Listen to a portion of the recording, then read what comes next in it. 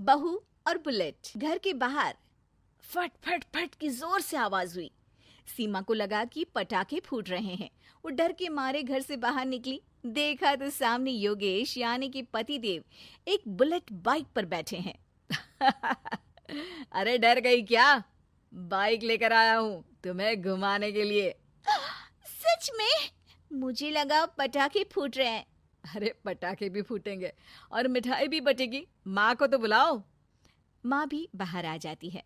अरे योगेश बेटा, इतनी जल्दी आ गया? और ये गाड़ी किसकी है? साहब की है? हाँ माँ, तुम्हारा बेटा साहब से कम है क्या? मेरी ही है। अरे बेटा, इतनी बड़ी गाड़ी ले ली, इससे तो तू घोड़ा ही ले लेता। महंगी पड़ी होगी ना? माँ महंगी सस्ती छोड़ो और मिठाई लाया हूँ, गांव में बंटवा दो। अरे बंटवा क्यों दो? पीछे बैठो, गांव में बांट कर आते हैं। सब खुश थे।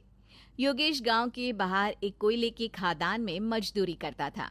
मेहनत और अकल से उसने वहां ठेकेदारी का काम सीख लिया और सूझबूझ से ठीक ठाक पैसा बनाने लगा। गांव में बात फैल गई कि योगेश के घर धमाका गाड़ी आई है। ऐसी गाड़ी पहले कभी किसी ने गांव में तो देखी नहीं थी। योगेश और माँ गाड़ी से वापस घर आ जाते हैं। बेटा, बाबूजी ऊपर से देख रहे होंगे और आशीर्वाद भी दे रहे होंगे तुझे। वो होते तो उनको भी घुमाता माँ। पूरे गांव में नाच नाच के मिठाई बांटने जाते। जैसे मैंने नाच नाच के बांटी थी जब वो अपने लिए एक साइकिल लेकर आए थे। बस बस, बाबूजी दो बात भी सुनाते कि फटफट वाली फटपटी ले आया। सीमा आगे कहती है, अपने लिए तो ये गाड़ी ले आए और मेरे लिए? अरे ये गाड़ी तुम्हारे लिए ही तो है। पक्का मेरे लिए है? अरे पक्का तुम्हारे लिए है। अगली सुबह जब योगेश सो रहा होता है तो उसे बाहर से गाड़ी की आवाज आती है। वो घबराकर चिल्लाता है, चोर चोर, मेरी गाड़ी ले जा रहा है, चोर चोर। माँ भी जागती है और योगेश के साथ दरवाजे की तरफ भागती है। जैसे ही दोनों बाहर निकलते हैं तो देखते हैं कि सीमा गाड़ी चला रही है। अरे बहू, नाक कटवाओगी क्या? ये क्या कर रही हो? अरे गिर जाओगी, ये क्या कर रही हो तुम? सीमा गाड़ी को रोक कर कहती है, सारे गांव में घुमा लाई, कहीं नहीं गिरी। क्या? सारे गांव में घुमा लाई? अरे लोग क्या कहेंगे बहू? सोचा क्या एक बार? यही कहेंगे कि कितनी अच्छी गाड़ी है। अरे तुम्हारे बारे में। हाँ, कहेंगे ना कि देखो कितनी अच्छी गाड़ी पर बैठी है। बहू गाड़ी रखकर योगेश और सासू माँ के पास जाती है। तुमने कब गाड़ी चलाना सीखा? हमारे बाबूजी के पास पुरानी स्कूटर थी, सीख ली। फिर स्कूल में एक मास्टर जी भी ऐसी ही गाड़ी लेकर आते थे, उन्होंने सिखा दी। हाँ हाँ, स्कूल के मास्टर आजकल यही सब तो सिखा रहे हैं। पढ़ाई का कुछ सिखाते तो कुछ भला होता। अरे बहू, अब गाड़ी मत चलाना। हमारे परिवार में कभी किसी औरत ने पीछे से आगे की सीट पे आने की हिम्मत नहीं की है। तुम भी मत करना, समझी? जी समझ गई माँ जी। सीमा सास की बात सुनकर चुपचाप रसोई में जाकर उदास होकर खाना पकाने लगती है। सास सुबह सुबह मंदिर से पूजा करके लौट रही होती है। तभी उसे दो औरतें रोक लेती हैं और कहती हैं, अरे बहू को थोड़े अच्छे लक्षण भी सिखा दो। गाड़ी चलाने निकली थी, गांव की मर्यादा का कोई ख्याल नहीं है। वही तो।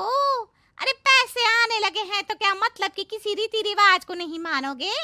अरे समाज में रहना है तो समाज के ढंग से ही रहना पड़ता है। अरे लाज भी नहीं आई बहू को? चूल्हे चौके से निकलकर सीधे गाड़ी लेकर चौराहे चबूतरे नाप लिए, फट फट फट करते हुए। अरे कुछ कह देना उसे। अरे ये क्या कहेगी? बूढ़ी सास है, इनकी थोड़ी ना चलती होगी घर में। हाँ, बहू की ही चलती होगी, मर्जी भी और गाड़ी भी।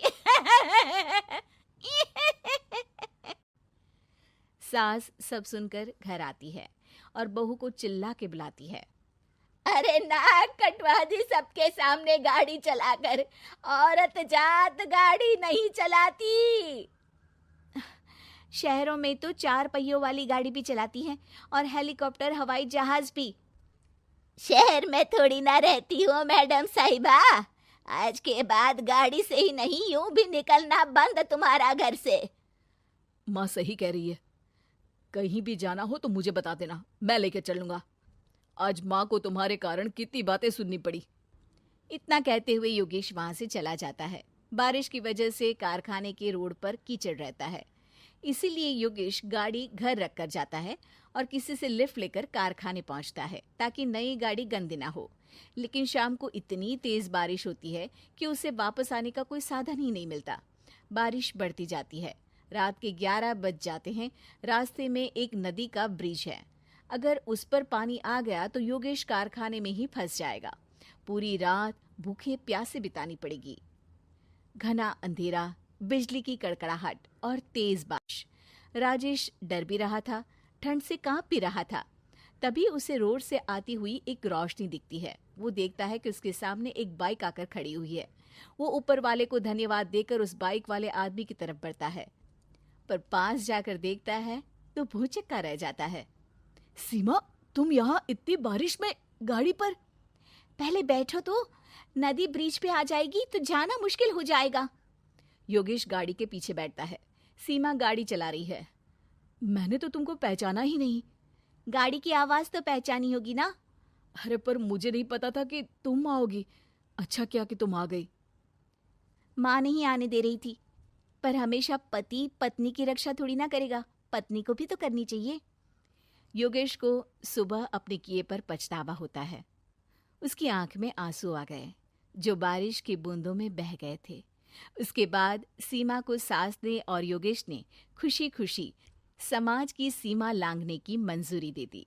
अब वो जहां भी जाती फट फट फट गाड़ी पे ही जाती।